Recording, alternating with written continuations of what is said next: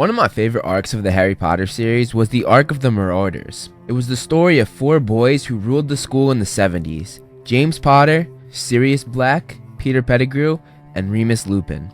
They never went into much detail about them in the films, which was extremely disappointing. Fortunately, I'm going to tell you the group's entire story in this video, starting from each of them arriving at Hogwarts, all the way to each one of their deaths.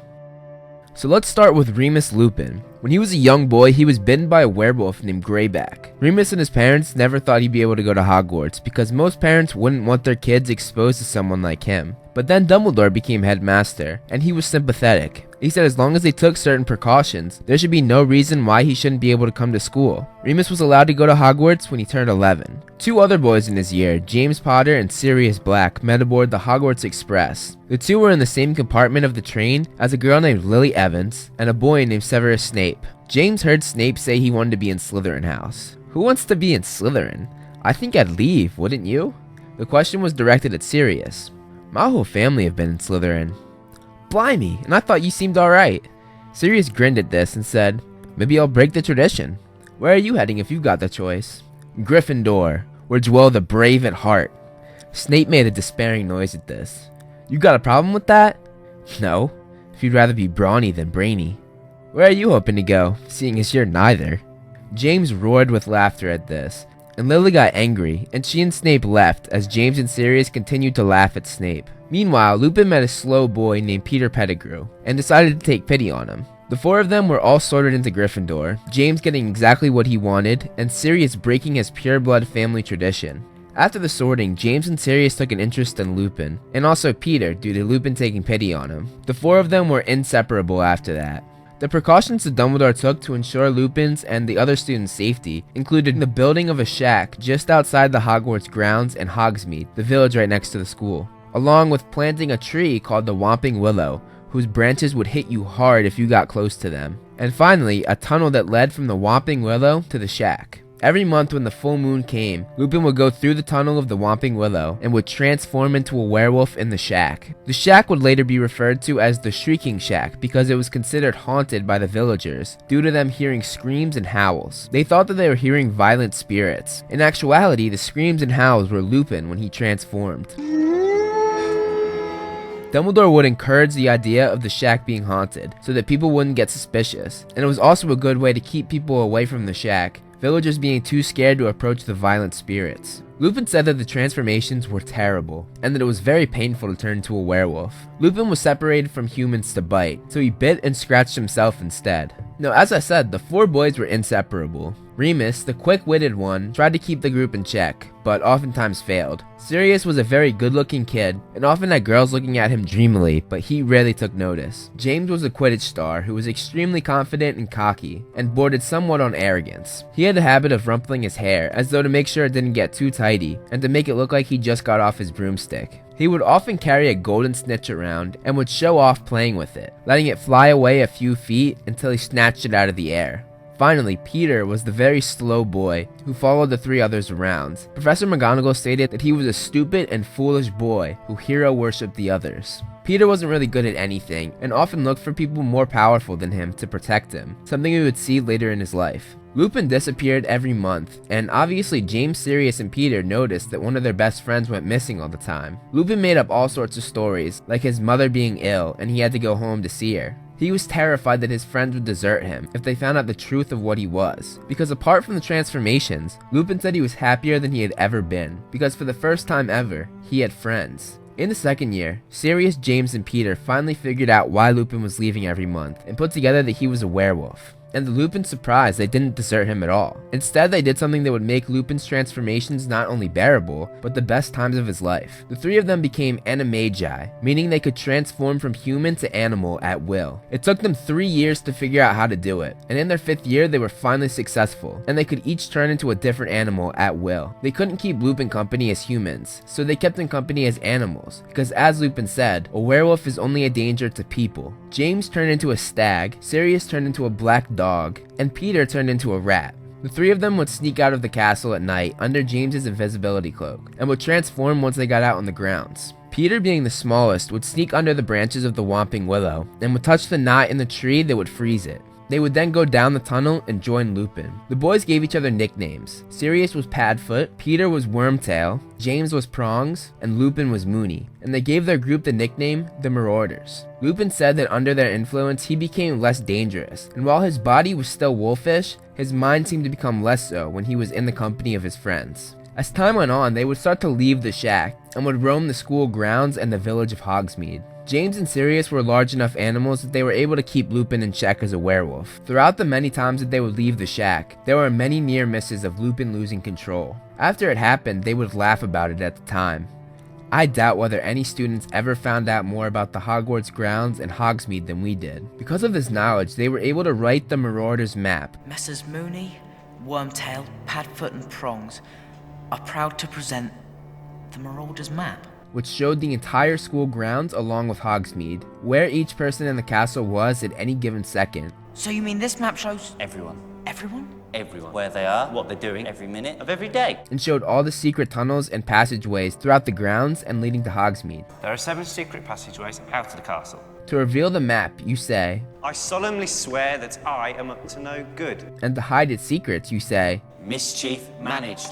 The continual rivalry of the Marauders and Snape was very present in their years at Hogwarts. Snape had been sorted into Slytherin, so they were already natural enemies according to their houses, but the boys took it to another level. One day, Sirius told Snape, who was very interested in where Lupin was going every month, how to get past the Whomping Willow to see Lupin. But when James heard what Sirius had done, he went after Snape and grabbed him at great personal risk of his own, and saved Snape from being killed by Lupin. Snape had seen down the end of the tunnel and saw what Lupin was. Dumbledore told Snape he was forbidden to tell anybody about Lupin. James started taking interest in Lily Evans, the red-headed muggle-born girl he had met on the train, and he often rumpled up his hair as he always did whenever he saw her. He showed off with a snitch and bullied people to get her attention. Granted, none of that actually worked. During their 5th year, Lupin was appointed one of the prefects of their house, but he frequently let his friends get away with more than he should have. And although Lupin never took part, he would later regret never stepping in to stop Sirius and James from bullying Snape and others. One day, after they finished their OWLs, they make fun of Peter for not being able to answer a question on the test that was to identify 5 signs of the werewolf.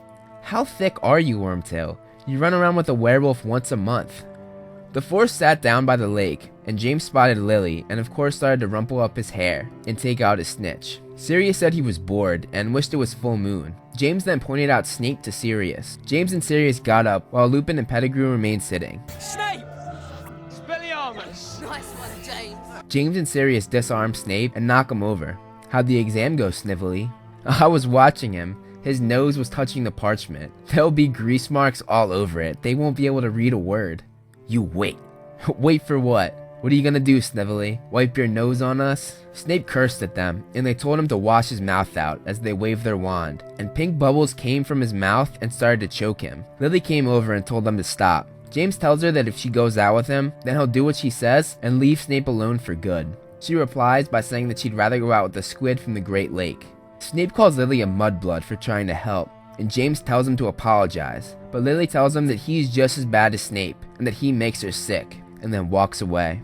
What is it with her? Reading between the lines, I'd say she thinks you're a bit conceited, mate. James, even angrier now, turns back to Snape and continues to bully him. Who wants to see me take off Snively's trousers? The summer that followed, Sirius ran away from home because he hated his family and their pureblood mania. His family was convinced that to be a black practically made you royalty. He ran away to James's house. Where did you go? Your dad's. I was always welcome at the Potters. He later said to Harry, "Your grandparents were really good about it. They sort of adopted me as a second son." He went there during school holidays, making him and James even closer, and almost like real brothers now. When Sirius turned 17, making him of age in the wizarding world, he got a place of his own with money that his uncle left him. During their 7th year at Hogwarts, they matured a lot. Lily took notice of this and actually started to like James, and during their 7th year, they started dating. They no longer bullied and hexed people for fun, although they would hex Snape from time to time in secret, and Snape wouldn't hesitate to fire back. James matured the most, and was even appointed head boy, despite the fact that he was never a prefect. The 4 finished their 7 years at Hogwarts, Sirius, James, and Lupin with top marks, and Peter just barely passing. All 4 of them, as well as Lily, joined the Order of the Phoenix, Dumbledore's alliance to fight Voldemort and his Death Eaters. And a short prequel story that Rowling wrote in 2008 tells the story of Sirius and James, who were in a motorbike chase in Sirius's famous flying motorcycle. Although they weren't flying here, they were on the ground. They're being chased by Muggle cops, who were trying to book them for speeding and riding without a helmet. They turn into an alley, and the cops think that they have them. But 3 wizards riding broomsticks fly down toward the alley, and James and Sirius use magic to make the police car fly in the air, and the 3 men on the broomsticks crash into the car.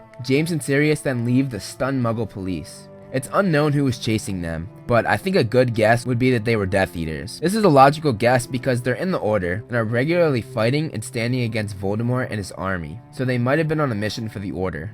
Lily and James eventually get married, and Sirius was James's best man. Lily and James have a child that they named Harry James Potter, and they made Sirius his godfather. The 4 friends stayed close, especially because they were all in the Order together. Eventually, however, Peter would start giving information to Voldemort, as he saw no good reason to oppose him. Once again, we see Peter hiding behind powerful people, and he believed that Voldemort was the one who could protect him the most. Eventually, they realized that someone close to them is giving Voldemort information about them.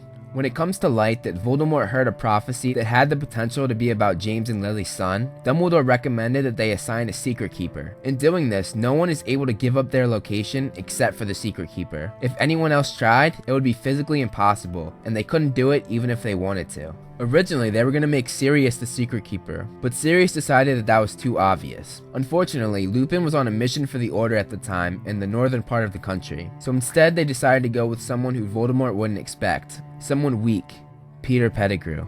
They made Sirius the decoy, and the only people that knew of the switch were Lily, James, Sirius, and Peter, leaving Dumbledore, Lupin, and the rest of the Order in the dark. After Peter was named Secret Keeper, he was able to tell Voldemort exactly where the Potters were. In the year 1981, on Halloween, Voldemort went to Lily and James's house and killed both of them, orphaning their baby boy, Harry. That night, Sirius went to Peter's hiding place that they had arranged for him, and found him missing with no sign of a struggle. Sirius got worried, and rode his famous motorbike to Lily and James's, to find them both on the ground, dead.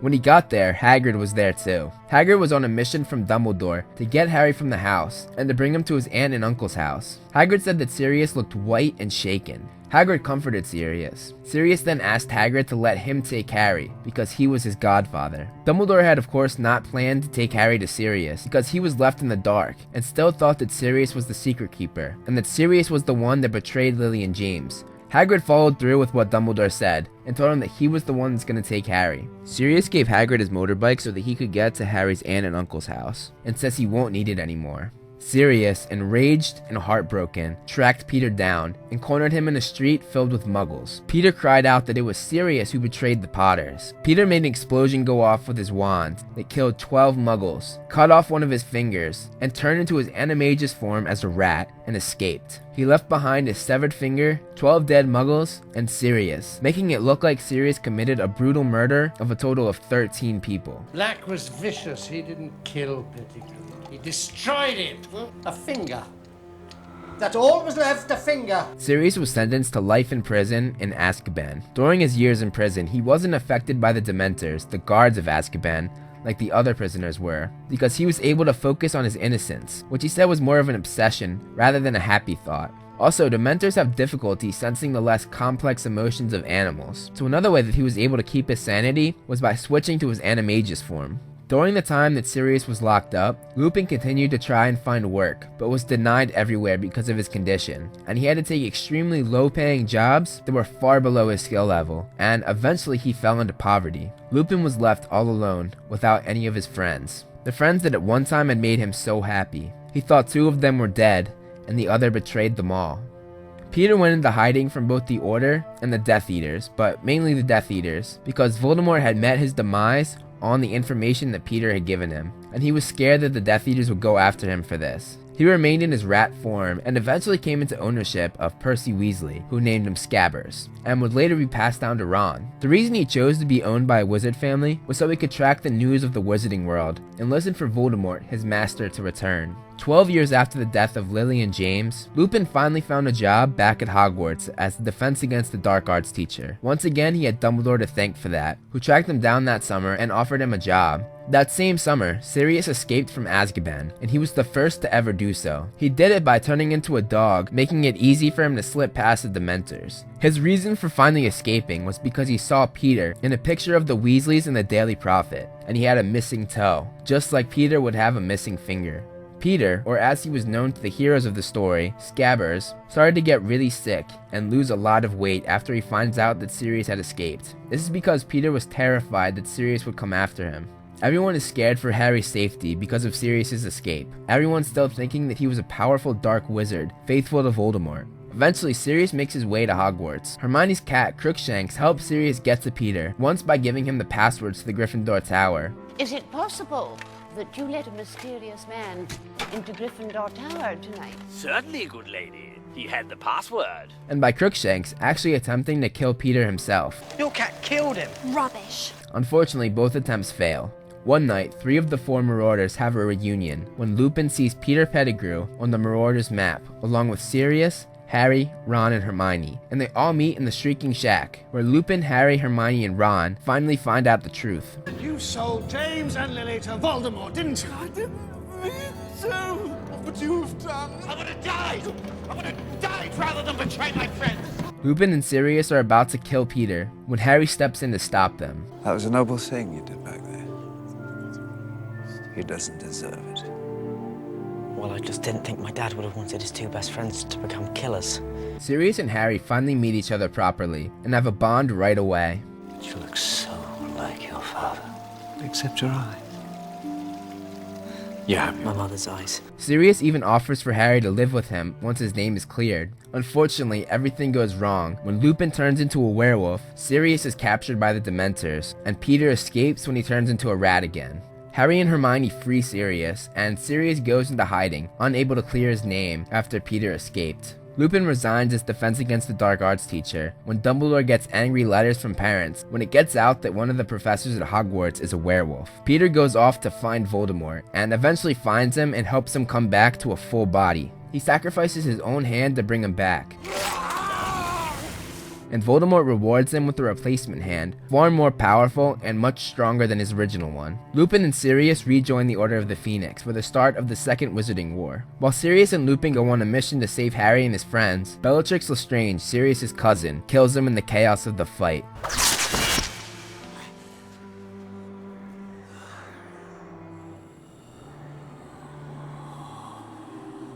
Lupin holds Harry back, just as heartbroken as Harry. But he had to stay strong. He couldn't show any signs of weakness for the boy who had lost his mother, father, and now his godfather. The Second Wizarding War continues, and Peter continues to serve Voldemort, while Lupin fights against Peter, Voldemort, and the Death Eaters, the 2 of them being the only Marauders left. Lupin falls in love with a fellow Order member named Nymphadora Tonks, and eventually they get married, and Tonks becomes pregnant with their son. As Harry, Ron, and Hermione are on their mission to find Horcruxes, Lupin meets up with them at number 12 Grimmauld Place. He told them how upset he was for making Tonks an outcast due to her being married to a werewolf, and voiced his fear that their son might also be a werewolf. He decides to run away and offer Harry, Ron, and Hermione help on their mission. Harry calls him a coward for not wanting to stick by his wife and unborn son, and Lupin leaves extremely angry. Eventually, Lupin comes to his senses and realizes that Harry was right, and he rejoins Tonks, and eventually she gives birth to their baby boy, and they name him Teddy.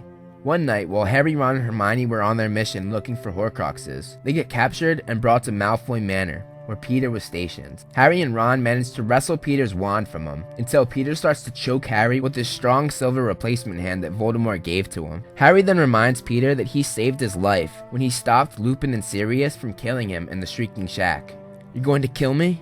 After I saved your life? You owe me, Wormtail." Peter let go immediately, and his eyes were filled with terror as his own hand went toward his throat, and he started to strangle himself. Harry tried to stop him, but he was too strong. Wormtail's eyes rolled upward in his purple face. He gave one last twitch, and he was still.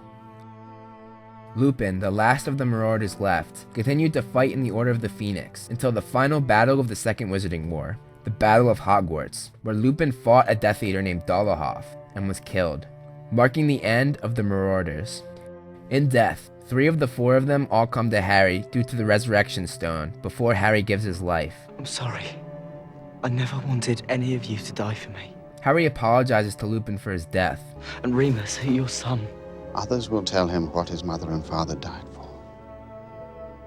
One day, he'll understand. Sirius assures Harry that death doesn't hurt. Quicker than falling asleep. And James tells Harry that they'll be with him forever. You'll stay with me. Until the end. James, Sirius, and Lupin sent Harry, the boy that saw each of them as a father figure, to face his fate in the Marauders' final comforting act of the boy that they all loved.